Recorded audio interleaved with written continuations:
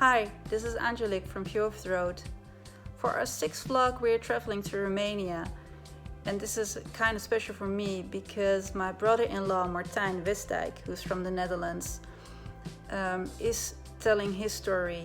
He's living in Romania for about a year now, with his girlfriend Olga, and he just started his own travel company called GOIN Travels. But because of the corona, well, you can imagine everything changes. And it's a kind of a hard life, especially for the local people over there. So let's hear what Martijn has to say. Hi everyone, my name is Martijn and I welcome you from Cluj-Napoca in Transylvania, in beautiful Romania.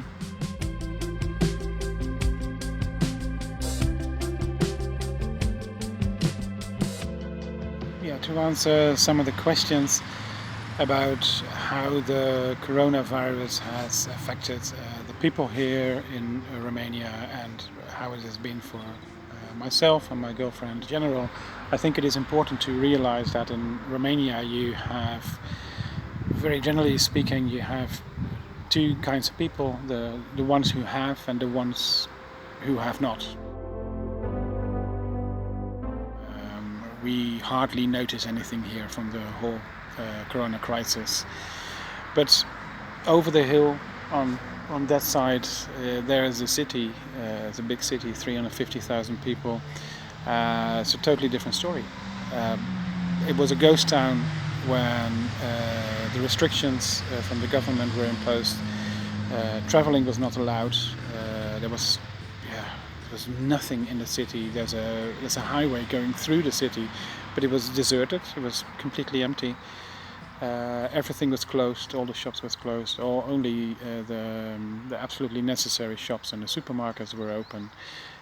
We went to the city every 10-11 days, something like that, to get our groceries. And apart from that, we've just been here.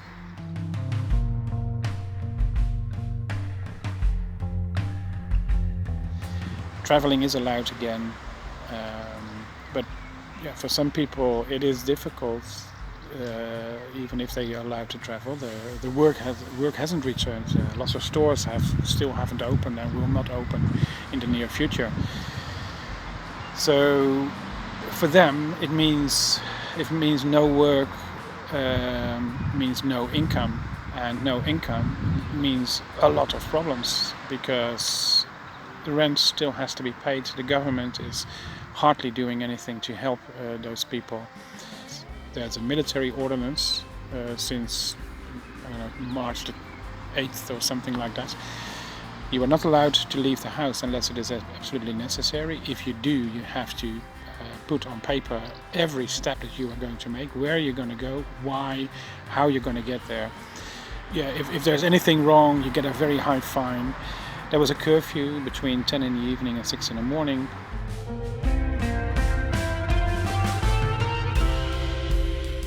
So you were not allowed to leave the house for anything, period. In the city there's police and military everywhere. I was there today for the first time in 2 weeks or something like that, and they're all gone. As soon as the travel ban was lifted, people lined up in front of banks, police station and city services to pay bills and get official documents again. Everyone's temperature is measured before you enter, and even in supermarkets. For Olga, my girlfriend, she was sent home when all of this started. She was working in a hotel. The hotel closed because it was not efficient anymore to open. She was sent home indefinitely, no pay, no communication, no idea what was going to happen, no help from the boss. She even had to sign a paper where she would waive all the rights that she had. She just had to fend for herself. And as for myself, I started my travel business, GOIN Travels, about 6 or 7 months ago. Organizing retreats here in Romania and holidays to New Zealand. Timing could not have been worse because exactly when I started to have my first retreats, everything closed, and I had to cancel everything.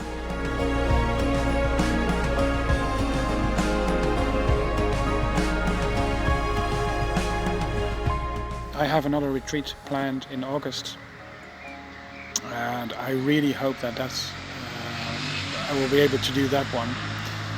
And I have a holiday to New Zealand planned in November.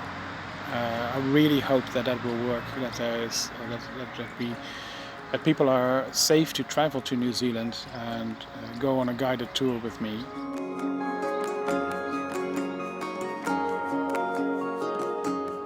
One thing that I also wanted to talk about is that you asked about how things have been for the wildlife and for nature. Romania is a country with a lot of nature and with the last primeval forest in the whole of Europe. A beautiful forest, untouched for thousands of years, and home to some unique wildlife that can be found nowhere else in Europe. Romania presents a wide range of wild animals, from big predators such as the brown bear, the wolf and lynx, to bison and beautiful foxes, deer and chamois. The sad thing is that as soon as the lockdown was imposed, the logging in that area exploded, especially an American and an Austrian company have increased their logging activity massively with the help of Moldavian and Russian people. It's a disgrace, and a lot of Romanians are very angry about that, but yeah, since we were not allowed to leave the house, nobody could protest, and the people who were supposed to stop these people, who were supposed to check on these people, they're either helping the military and the police in the poor areas in the cities to keep the people inside the houses, to guard the place there, or they have been bought, they have been bribed. Simple as that. The fact that these companies used Romanian railroad system to get illegal logging across the border when the borders are already closed, that tells you a story that something is really, really wrong. PSD Deputy Gabriel Horia Nasra accuses the authorities of not acting towards stopping illegal deforestation in Cluj country. He posted a video on his Facebook page where you can see how hundreds of unmarked trees line the forest road. The Cluj Forest Guard will investigate this matter. The area is inaccessible and few people outside the city know of this. The politician claims to have walked 20 kilometers to discover a shocking landscape. Hundreds of trees have been logged. This must have been going on for several years. These forests are gone forever, and they are the last forests in the whole of Europe. And yeah, thinking about that makes me really sad, angry, frustrated, and it also worries me for the future, for what is to come for this country, because it is a beautiful country with beautiful people, but these people have nothing to fall back on, and with nothing I mean nothing. So it's a difference between night and day for them, and I really fear for the future, for them, for the country, for nature, for wildlife. And yeah, fortunately I'm not very positive about that. So